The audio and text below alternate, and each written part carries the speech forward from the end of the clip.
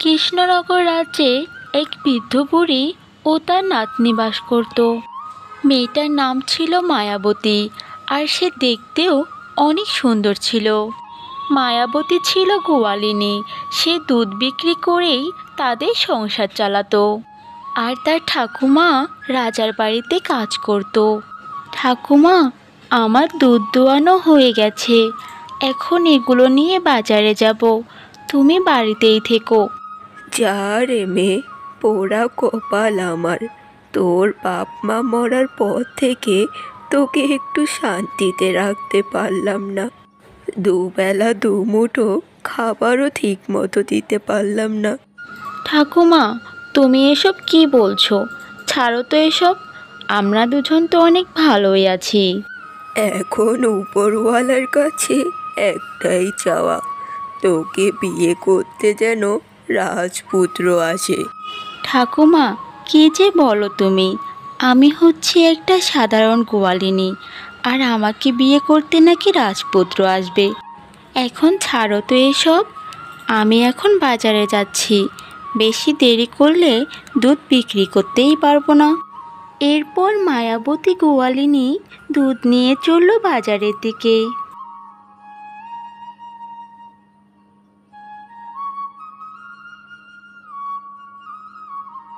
মায়াবতী ছিল অনেক সৎ গোয়ালিনী। সে দুধে কোনো পানি মেশাতো না, তাই সবাই তার কাছ থেকেই দুধ কিনত। অন্যদিকে বাজারে রামু নামে এক অসৎ ব্যবসায়ী ছিল।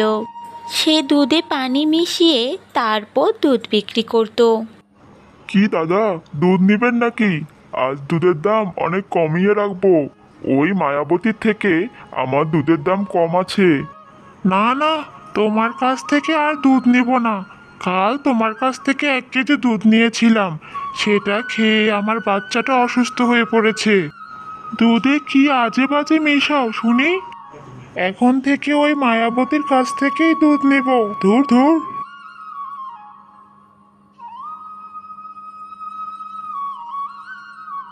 কাকা, আপনি কি দুধ নেবেন? কয় কেজি দিব আপনাকে? দাও মা, আমাকে 2 কেজি দুধ দাও। এভাবেই সবাই মায়াবতী গোয়ালিনীর কাছ থেকেই দুধ কিনত। আর সেটা দেখে রামু হিংসায় জ্বলে পুড়ে যেত।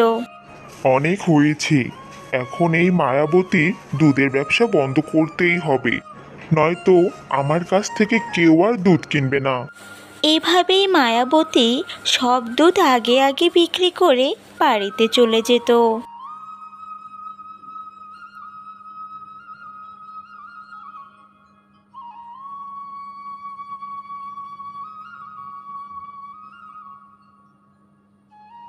ঠাকুমা, ও ঠাকুমা, কি হয়েছে গো তোমার?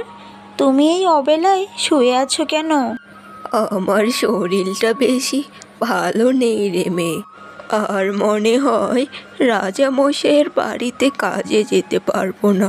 মনে হয় আর বেশি দিন বাঁচবো না রে। ঠাকুমা, তুমি এই কথা মুখেও আনবে না। তুমি ছাড়া আমার কে আছে বলো? তুমি চলে গেলে আমি কোথায় যাব? তুমি চিন্তা করো না, দুধ বিক্রি করে আমাদের সংসার দিব্যি চলে যাবে। আর আমি তোমাকে অনেক বড় বদ্যিমশাইয়ের কাছে নিয়ে যাব, সে তোমাকে সুস্থ করে দিবে।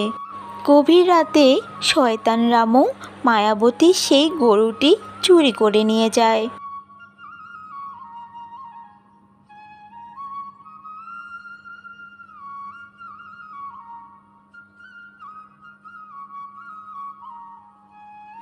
এ কি, আমার কালু কোথায়? কালুকে তো কোথাও দেখতে পাচ্ছি না। কালুকে কি কেউ চুরি করে নিয়ে গেল? এ কি সর্বনাশ হয়ে গেল আমাদের! কিভাবে এখন আমি সংসার চালাবো? ঠাকুমার চিকিৎসাও বা কিভাবে করাবো? শেষমেশ কোনো উপায় না পেয়ে মায়াবতী চলল রাজার বাড়ির উদ্দেশ্যে, রাজবাড়িতে কোনো একটা কাজের ব্যবস্থা করার জন্য।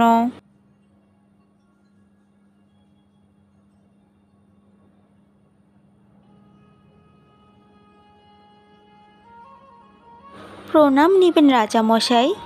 আমার ঠাকুমা এই রাজবাড়িতেই কাজ করত। তিনি অসুস্থ থাকার কারণে আমাকেই পাঠিয়েছেন। ও আচ্ছা, তুমি এই বুড়িমার নাতনি? তো কি কাজ জানো তুমি? আজ্ঞে রাজামশাই, আমি সব কাজই করতে পারবো।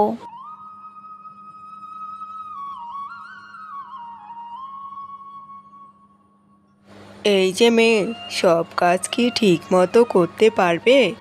না পারলে কিন্তু শাস্তি পেতে হবে। আজ্ঞে রানীমা, আমি সব কাজই করতে পারবো। ঠিক আছে, আজ থেকে তুমি তাহলে আমার খাস দাসী। যাও, এখন আমার কক্ষটা ঠিক মতো পরিষ্কার করে দাও তো। এরপর থেকে মায়াবতী রাজপ্রাসাদের সব কাজ নিয়ম মতো করতে থাকে। একদিন হঠাৎ করে মায়াবতীর সাথে রাজকুমারের দেখা হয়ে যায়। কে তুমি কন্যা? তোমাকে তো আগে এই রাজপ্রাসাদে দেখিনি। প্রণাম নেবেন রাজকুমার, আমি মায়াবতী, রানীমার খাস দাসী। মায়াবতী? বাহ, তোমার নামের সাথে তো তোমার অনেক মিল। তুমি দেখতে যেমন সুন্দর, তোমার নামটাও ঠিক তেমনই সুন্দর। বলছি রাজকুমার, রানীমা আমাকে অনেকক্ষণ আগেই ডেকে পাঠিয়েছে, আমাকে যেতে হবে, আমি এখন আসছি। এই বলে লজ্জা পেয়ে মায়াবতী সেখান থেকে চলে যায়।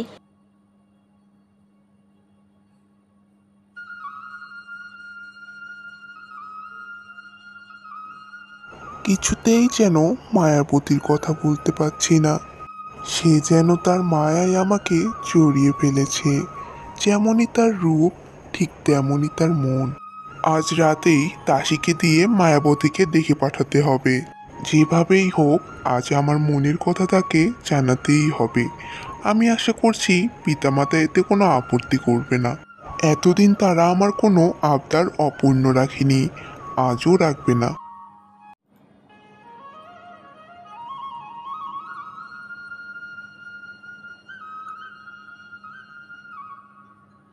বলুন রাজকুমার, আমাকে ডেকে পাঠিয়েছেন? হ্যাঁ মায়াবতী, আমি তোমাকে কিছু বলতে চাই। বলুন রাজকুমার, কি বলবেন? আমি প্রথম দেখাতেই তোমাকে ভালোবেসে ফেলেছি। তোমার যদি কোনো আপত্তি না থাকে, আমি তোমাকে আমার রানী বানাতে চাই। এ কি বলছেন রাজকুমার? এ কখনোই হতে পারে না। কেন? কেন মায়াবতী? এ কেন হতে পারে না? আমি এক সাধারণ দাসী, আমার এত দুঃসাহস নেই আপনার রানী হওয়ার। আর রাজামশাই রানীমা এই কখনোই মেনে নেবে না। শুধু শুধু আমাকে কষ্ট পেতে হবে, এরকম আশা আমাকে দেখাবেন না রাজকুমার। আমি তোমাকে কোনো মিথ্যা আশা দেখাচ্ছি না। ঠিক আছে, তাহলে চলো, এক্ষুনি আমি তোমাকে আমার পিতামাতার সামনে নিয়ে যাচ্ছি। আজ আমি তাদের সামনেই সবটা বলবো। চলো আমার সাথে।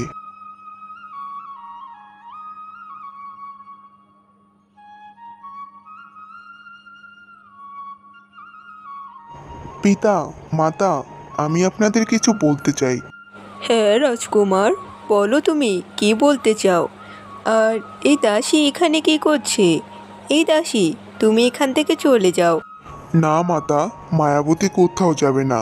ওকে নিয়েই তো আমি এখানে এসেছি আপনাদের সাথে কথা বলার জন্য। কেন? ও কি কোনো ভুল করেছে? ভুল করে থাকলে বলো, আমি এক্ষুনি ওকে শাস্তি দেওয়ার ব্যবস্থা করব।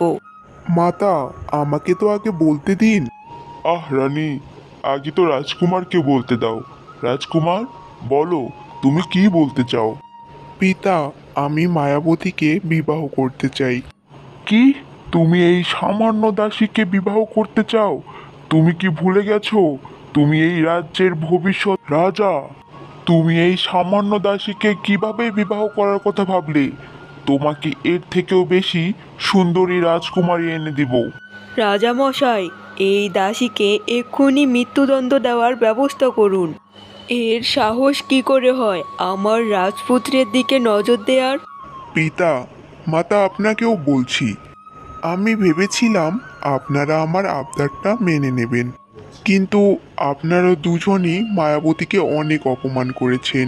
আর নয়, আমি এক্ষুনি মায়াবতীকে নিয়ে এই রাজ্য ছেড়ে চলে যাচ্ছি। না, না রাজকুমার, তুমি কোথাও যাবে না। আমরা তোমার সব আবদার মেনে নেব, তবুও তুমি এই রাজ্য ছেড়ে আমাদের ছেড়ে চলে যেও না। তোমার তো শিকারে যাওয়ার কথা ছিল, তুমি শিকার থেকে ফিরে এসো, তারপর আমরা ধুমধাম করে তোমার সাথে মায়াবতীর বিবাহ দেব। আমি জানতাম মাতা, আপনারা আমার আবদার কখনোই ফেলবেন না। আর মায়াবতী, আমি শিকার থেকে না ফেরা পর্যন্ত তুমি এই রাজপ্রাসাদ থেকে কোথাও যাবে না। কথা দাও আমাকে। ঠিক আছে রাজকুমার, আমি আপনাকে কথা দিলাম, আমি কোথাও যাব না। এরপর রাজকুমার শিকারের উদ্দেশ্যে রওনা দিল। এই দাসী, কি ভেবেছিলে তুমি আমার পুত্রকে রূপের মোহে ফেলে এই রাজ্যের রানী হওয়ার দিবাস্বপ্ন দেখবে? আর আমরা সেটা মেনে নেব? কখনোই না। না না রানীমা।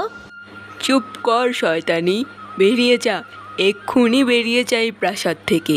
তোকে যেন আমার রাজপুত্রের আশেপাশে আর কখনোই না দেখি। কিন্তু রানীমা, আমি যে রাজপুত্রকে কথা দিয়েছি। চুপ কর। প্রহরী, কে কোথায় আছো? এই দাসীকে বের করে দাও এই প্রাসাদ থেকে। না রানীমা, প্রহরী ডাকতে হবে না, আমি নিজেই চলে যাচ্ছি। এরপর কাঁদতে কাঁদতে মায়াবতী সেখান থেকে চলে যায়।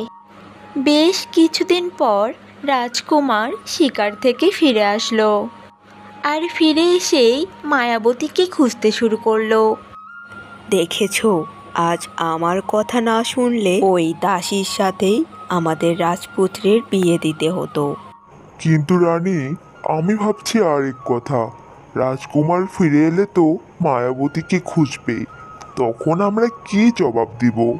রাজকুমার জিজ্ঞেস করলে বলবো মায়াবতী প্রাসাদ থেকে পালিয়ে গিয়েছে।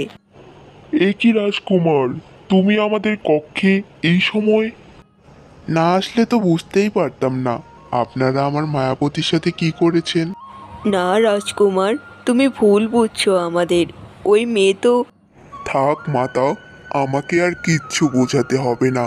আমি আমার মায়াবতীর কাছে যাচ্ছি, এই প্রাসাদে আর কখনো ফিরে আসবো না। এরপর রাজকুমার মায়াবতীর কাছে চলে যায়।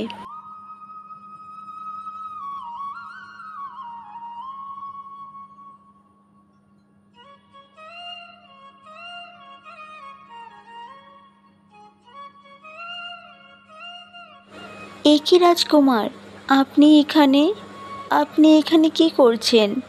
আপনি ফিরে যান রাজকুমার। আমি তো ফিরে যাওয়ার জন্য আসিনি মায়াবতী, আমি পিতামাতাকে বলে এসেছি আর কখনো প্রাসাদে ফিরে যাব না। এখন থেকে আমি এখানেই থাকবো। না রাজকুমার, আপনি এসবে অভ্যস্ত না, আপনি এভাবে থাকতে পারবেন না। আপনি আপনার পিতামাতার কাছে ফিরে যান, তারা আপনাকে অনেক ভালোবাসে, তাই আপনাকে নিয়ে এত চিন্তা করে। ঠিক তখনই সেখানে রাজা রানী চলে আসে।